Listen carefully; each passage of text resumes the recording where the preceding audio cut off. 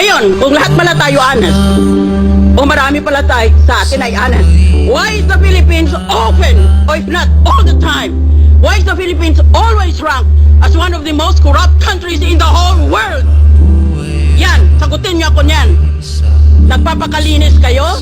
Aba kung malinis pala ang mga opisyalis natin at malinis pala sa buong bansa, eh bakit palagi tayong nililista ng Transparency International as one of the most corrupt countries in the world? Magtitinginan tayo? Sino kaya dito? Yan ang unang punto ko. That is the problem with this country.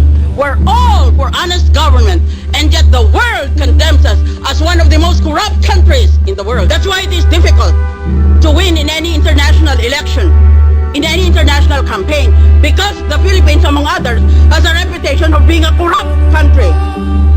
Isip ng iba, kung corrupt ang bayan na yan, walang matinong lalabas dyan.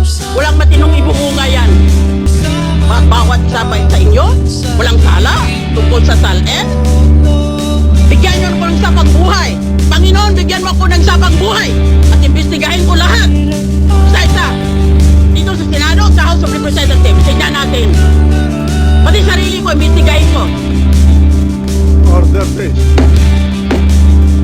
Ang daming loopholes ng SALN na yan. Ba't hindi kayo umimik noon?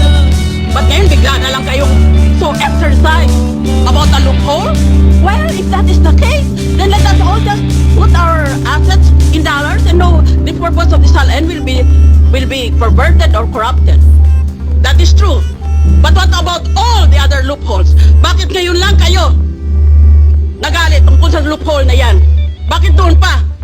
Dahil yung iba sa atin, dinagamit yung mismong loopholes na yun. Hindi lang sila ma-invade. Pwerte ya bigyan sa tao ba? Maayong siya.